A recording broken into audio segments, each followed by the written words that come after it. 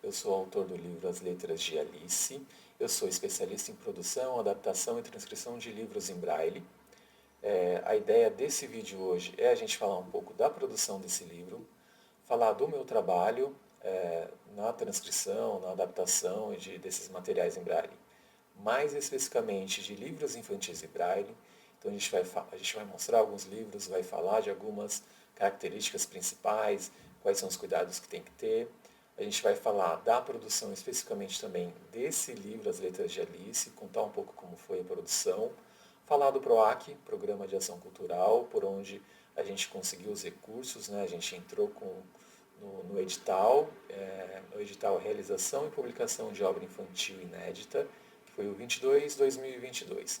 Então a gente vai contar um pouco dessa experiência de participação, de como foi, da produção em si, e poder contribuir de alguma forma com informações relevantes sobre esse projeto.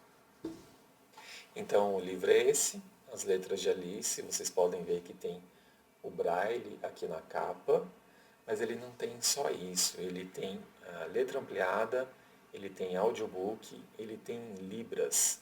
Então a ideia geral do projeto é que ele fosse acessível a maior quantidade de pessoas, de crianças possíveis, e o professor conseguisse trabalhar com esse livro com todas as crianças, né, independente aí das suas limitações, ou mesmo no que diz respeito a deficiências visuais e auditivas, né.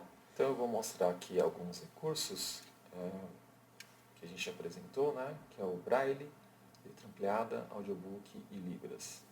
As Letras de Alice é indicado para quem está aprendendo a ler, e por isso veio a ideia de criar um abecedário literário, em que as letras do alfabeto elas se desfilam pelas páginas, seja em fonte ampliada, braille ou em libras. É um livro que já nasce acessível para crianças com baixa visão, cegueira ou surdez, mas também pode ser lido por crianças que enxergam e que vão conhecer outros letramentos possíveis. Então, como que isso funciona na prática no livro, né? Então, a gente tem as letras do alfabeto que vão se desfilando pelas páginas, contando a história de Alice. Então, em cada página, a gente tem o destaque das letras do alfabeto em fonte ampliada. Então, quem enxerga ou quem tem baixa visão vai conseguir ler por meio da fonte ampliada. A criança que não enxerga, ela tem o braille.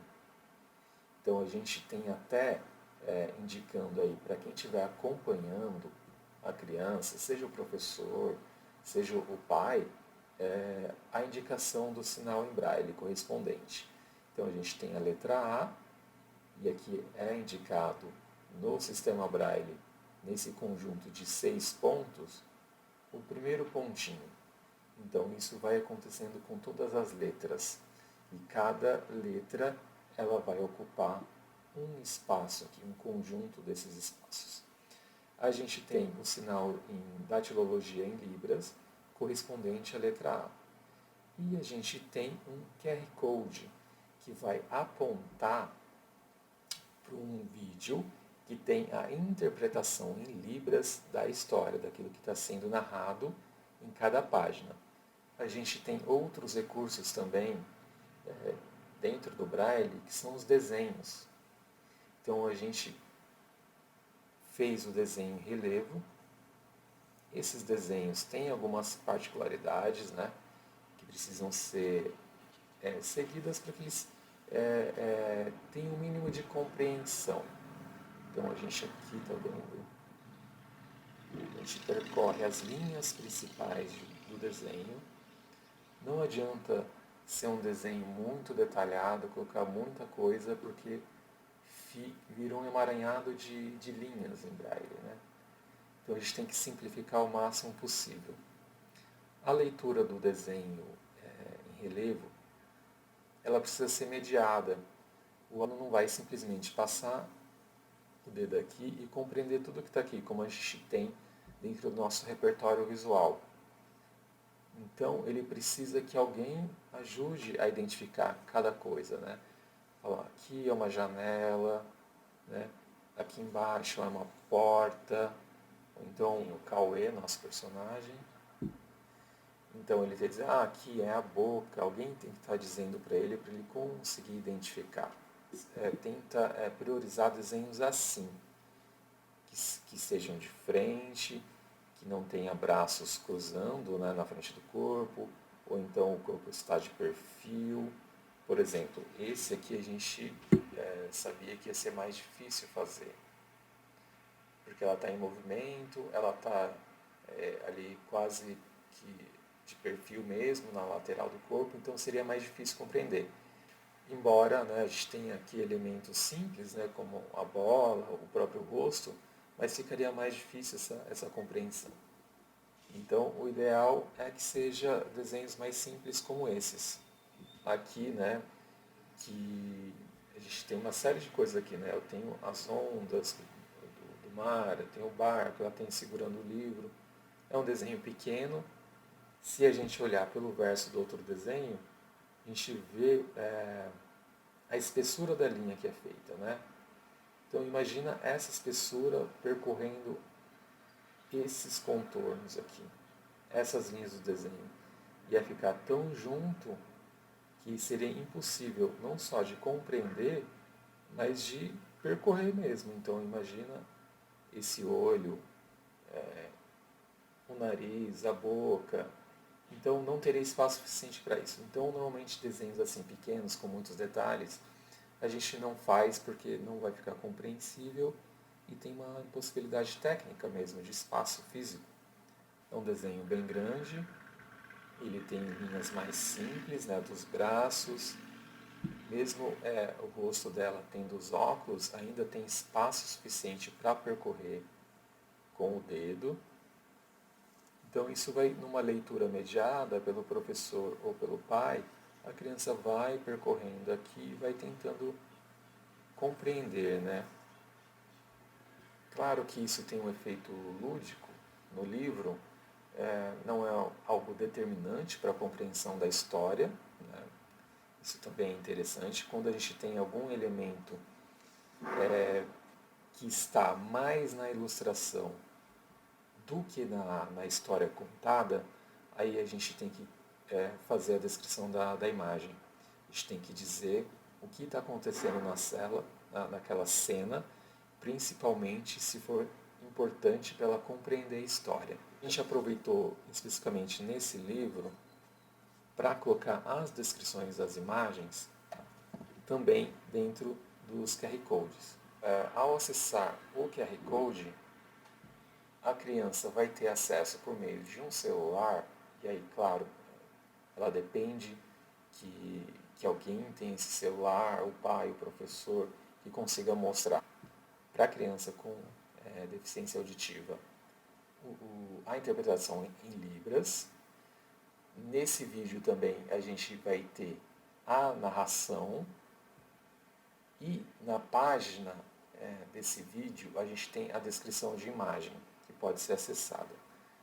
A gente acabou optando por colocar a descrição de imagem fora do livro, que não é comum, justamente para dar ênfase à história, que é uma história curta, é uma história para quem está aprendendo a ler, né, está se iniciando aí no letramento, e a gente achou que, uma vez que a descrição de imagem ela pode ocupar um espaço relativamente grande na página, pela quantidade de texto necessário, né, para dar conta do que está acontecendo na cena aqui na página do livro, ela ia tirar o foco do texto, ia tirar o foco da história e poderia aí, talvez elevar um pouco o nível. Ela talvez, por estar iniciando também, seria uma quantidade de texto grande para ela, né? Isso poderia deixar até mais cansativa a leitura.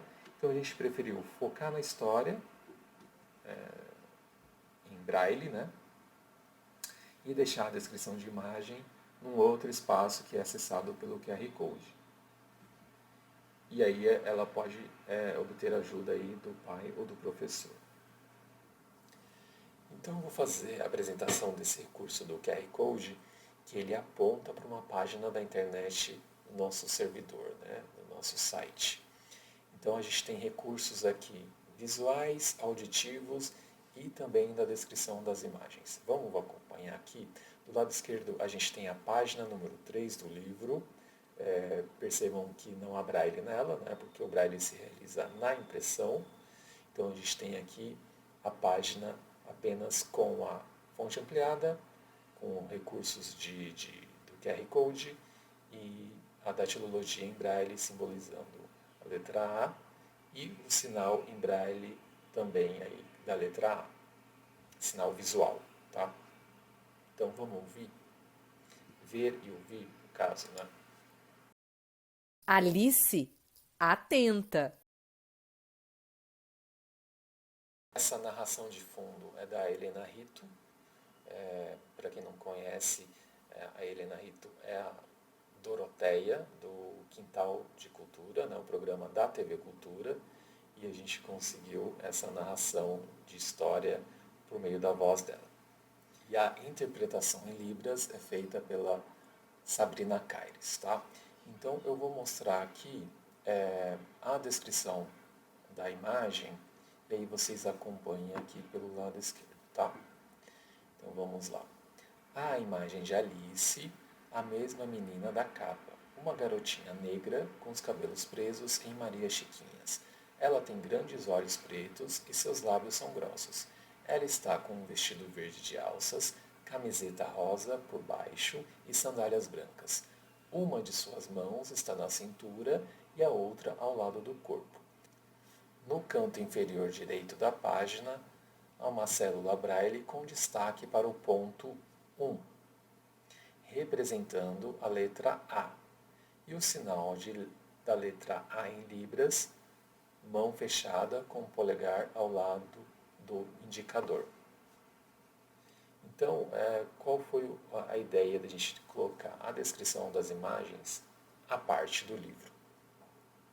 Percebam que é um texto muito grande e que a gente poderia até colocar de forma mais sucinta, mas que ocuparia muito essa página. A gente teria mais texto de descrição de imagem do que o texto propriamente dito, da história. Então, como é um livro para leitores iniciantes, a gente optou por deixar isso numa página da internet, fora do livro, justamente para não tirar o foco da história, né? Não tirar o foco daquilo que se propunha a história, que é esse desfile das letras do alfabeto. A gente focou a história e colocou a descrição da imagem fora. O ideal é que a descrição da imagem esteja na história. Mas como também essas imagens elas não trazem uma informação a mais, uma visão de mundo a mais, a criança não vai depender da descrição da imagem para ela entender a história, então a gente pôde fazer isso. Quando a gente tem um livro infantil, independente de ser acessível, de ter braille ou não, e normalmente isso é algo positivo, no sentido de que texto e imagem eles se completam, eles fazem troca. A imagem acrescenta uma informação ao texto, ela acrescenta visões de mundo, ela acrescenta como arte. Então a gente precisa colocar essa descrição de imagem no próprio livro, né?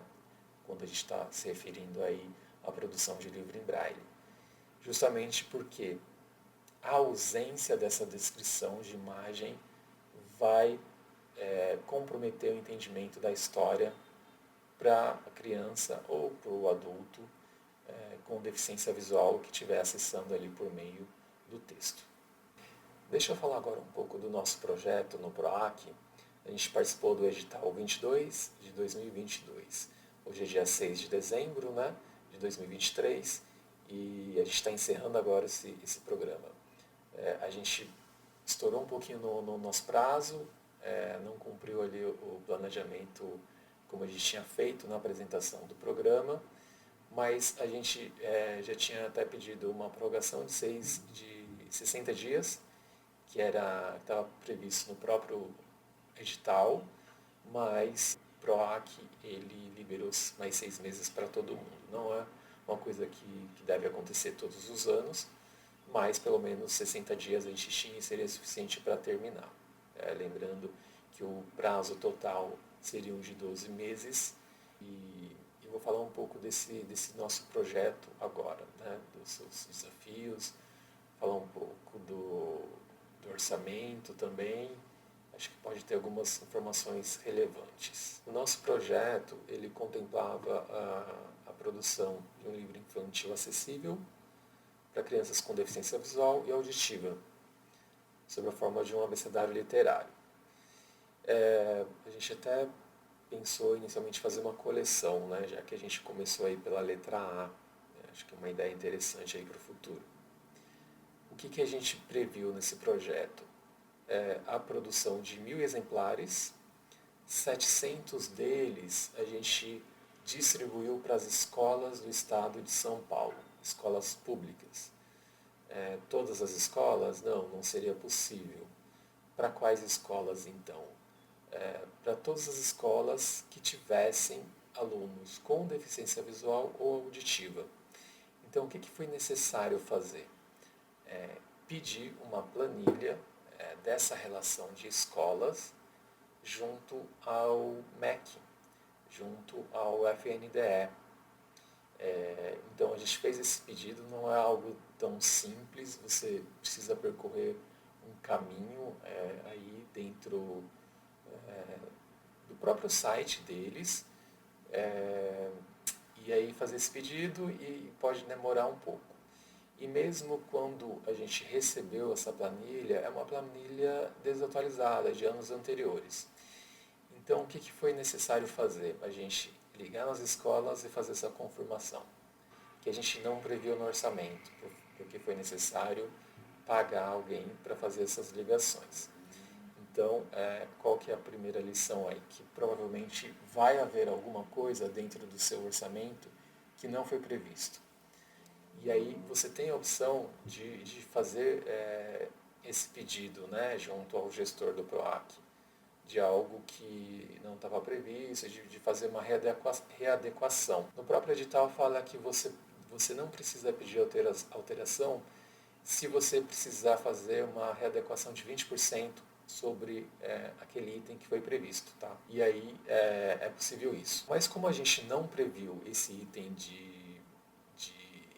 confirmação junto às escolas, né, de pagar alguém para fazer isso, e como a gente não sabia lá no início que sobraria verba, e esse é o segundo ponto, a gente teve que bancar isso do próprio bolso. Então saiu do caixa da empresa. Tá? Então por que eu estou falando desse segundo item, desse segundo ponto, que é a sobra de verba? Quando você recebe o dinheiro do PROAC, e agora eles fazem o pagamento inteiro, né? Eles já pedem, né, que você faça um investimento sem risco, né? Então poupança, renda fixa, essas coisas. Então a gente já fez rapidamente a aplicação desse valor e deixou esse dinheiro investido e consequentemente houve rendimento desse valor. Como também a gente demorou um pouco, talvez 1 ou 2 meses aí, para começar a fazer uso dessa verba, porque a gente estava na fase de planejamento, de contratação de ilustradora. A história em si já estava pronta, mas a gente estava nessa fase de contratação da ilustradora, que era um ponto muito importante para o livro. Né?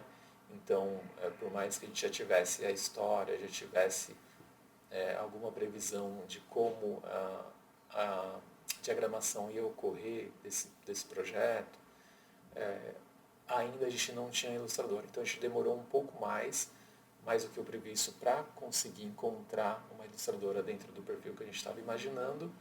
E aí a gente demorou também para começar a executar essa verba. E aí isso é um ponto interessante, porque enquanto a gente não executava, esse dinheiro rendia. E como a gente estava executando também de forma mais lenta também todas essas verbas, então eu também pude segurar um pouco esse pagamento até o final, que seria referente à impressão dos materiais do livro, né? A impressão em braille do livro. e esse dinheiro foi rendendo, isso permitiu que a gente fizesse algumas coisas também que não estavam previstas. Claro que a gente pediu autorização. Como eu disse, a gente está entrando na fase final, né, de entrega já de relatórios. Eu não vou falar muito sobre isso, porque também a gente está nessa parte de finalização e eu não sei como vai ser as devolutivas e tal. A gente tem que ter uma comprovação daquilo que foi realizado, né? Então, no meu caso, a produção de livro. A gente tem dois eventos obrigatórios, que é, no meu caso, o lançamento do livro e o outro que essa gravação de vídeo. Né? Poderia ser uma palestra, poderia ser algum evento público. Eu optei pela gravação do vídeo. Tá? Então você tem, tive aqui o lançamento do livro, foi bem legal e tudo.